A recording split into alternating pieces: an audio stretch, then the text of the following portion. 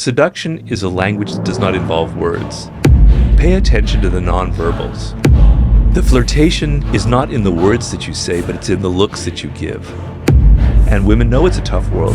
They need that kind of powerful figure as a support in their life. First of all, this was like a group of psychologists, very heavy academia, right? Mm-hmm. High level. And here was this self-help writer from Los Angeles coming to the Stanford Behavioral School telling us about what is fulfilling. There was an immediate snobbery going on. I could sense it. And I think that was a large part of it. It was like when I went to France, although this was not nearly as bad an example of this American is going to teach us about seduction. Come on, we're French, right? We taught the world how to seduce. I could laugh then. I thought that we're right, and I felt kind of humbled about that. But this woman, I got a sense of, it wasn't necessarily what I was saying. It rankled them that I was saying. The other thing that rankled her was that I was saying that as an individual, you could change yourself. And I had brought up the example because it was recently, I was writing about this with the 50 Cent book, about the great African-American writer Richard Wright, who wrote this fabulous novel called Native Son, is that the name? How he had overcome incredible adversity in his life and had written this book, and then basically kind of went downhill from then. But he had resurrected himself through his work, and he had overcome this horrific poverty that he grew up in the South, etc.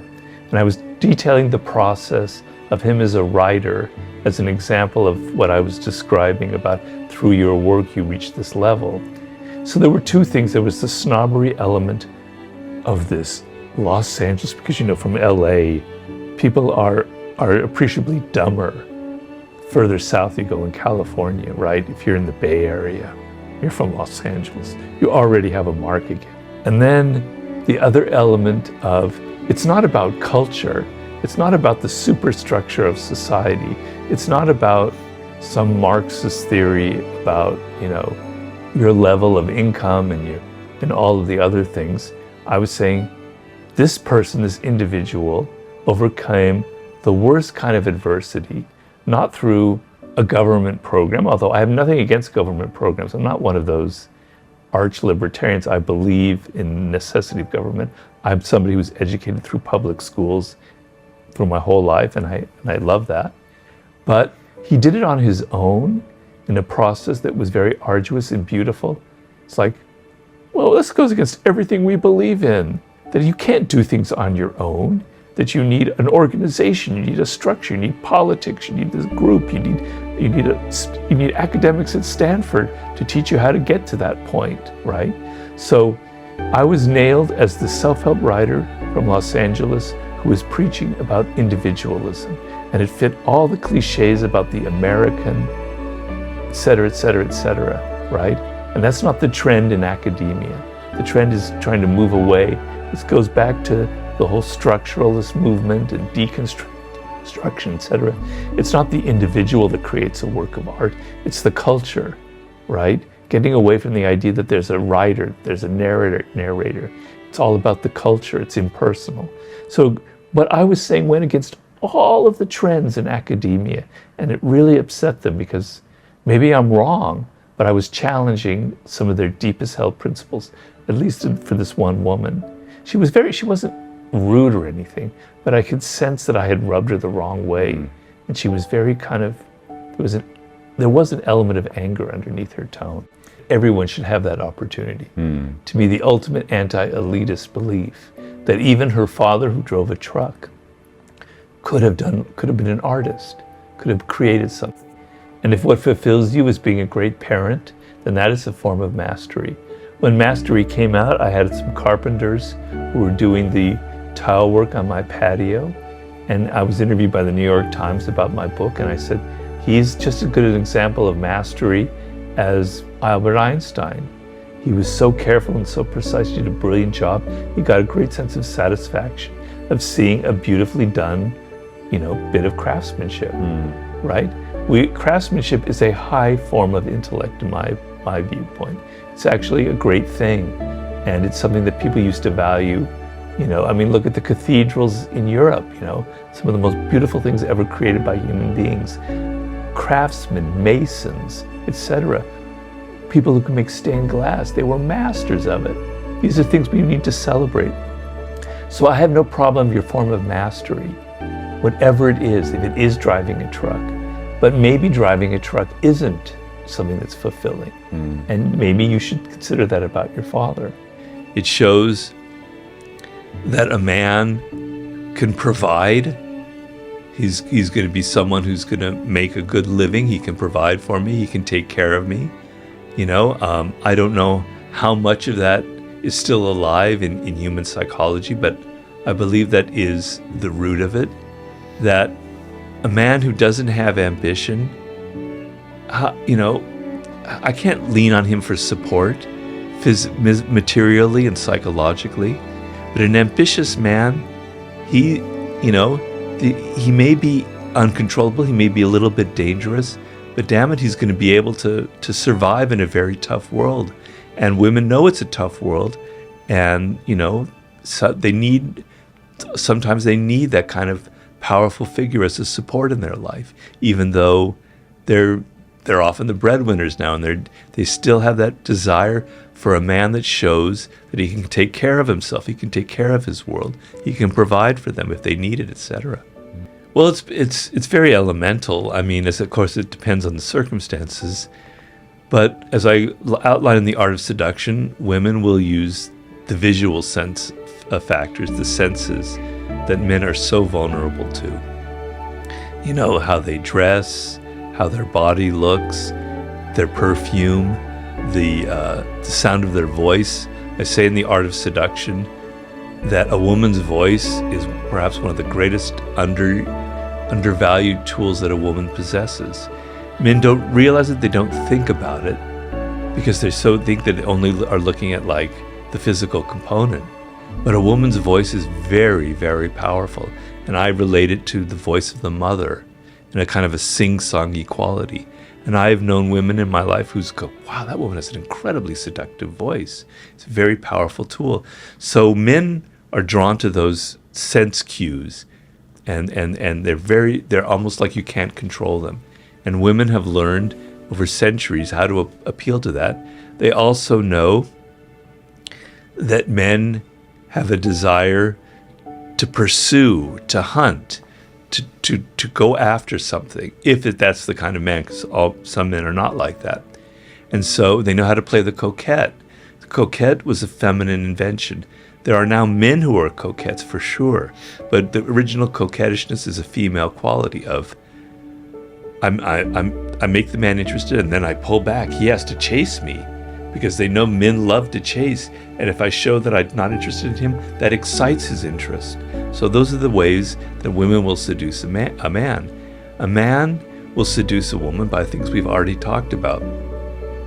The quintessential male seducer is the rake. It doesn't seem like he'd be very attractive, because he can only have as many women as he can find in his life, right? He's not willing to settle down. But when a rake is interested in a woman, he's 100% attuned to them. He's in their world, he's listening to them. For the 1 month or 2 months that he's with that woman, she is his whole life, right? And not in a scary sense, but in a very interesting, poetic sense. He knows how to give the right kind of gifts. He knows to take her to the right places. He's very attentive. His energy is focused on her. And he knows how to lead. So leading is not just forcing someone. It's like, I'm leading you into the story that I'm creating. I'm taking you to certain places, even literally to certain places, but I'm leading you down a path, and you're excited by the adventure and the mystery of where this is going. And so, those are two different kind of stereotypical strategies that men versus women will utilize. A lot of our erotic desires, what we're interested in, are things we cannot control. They go back to our first years in life, right? And we're not even aware of it. We're not even conscious of it. And so The mother figure for a boy, for a male, is extremely powerful. It's extremely good because if you think about it, unlike a girl, our first years of our lives are completely involved, dependent on a woman, the opposite sex, right? And so that has an extremely powerful impact on our personality. And we internalize her image in our head. And that turns into what Jung called the animum and animus. You might believe that it's just nonsense, but I happen to believe it's very, very real. It's a very amazing theory. Okay, so that female figure from your mother gets under your skin. And sometimes mothers are not necessarily good figures. Maybe they're narcissists. Maybe they were so much involved in their own looks that they didn't pay you much attention. So it's not always that it's a positive thing. But because they got under your skin in a way you're not even aware of, you're attracted to women who have that narcissistic quality because you want to replay a lot of that drama that occurred in those earliest years. And I know people are going to go, "No, that's such bullshit. You're not even aware that's happening." I'm sorry to say, because it's occurring in your unconscious.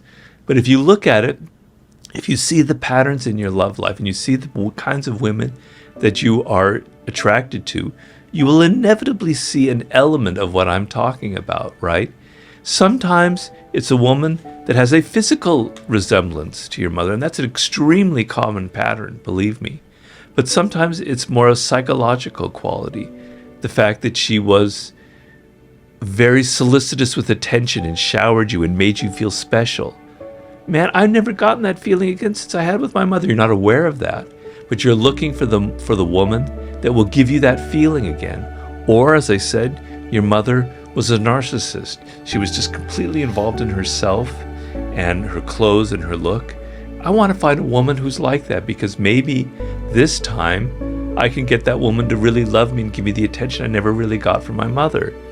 So these early years have such a powerful impact on you, you're not even aware. And the flip side is the same for women with the father figure.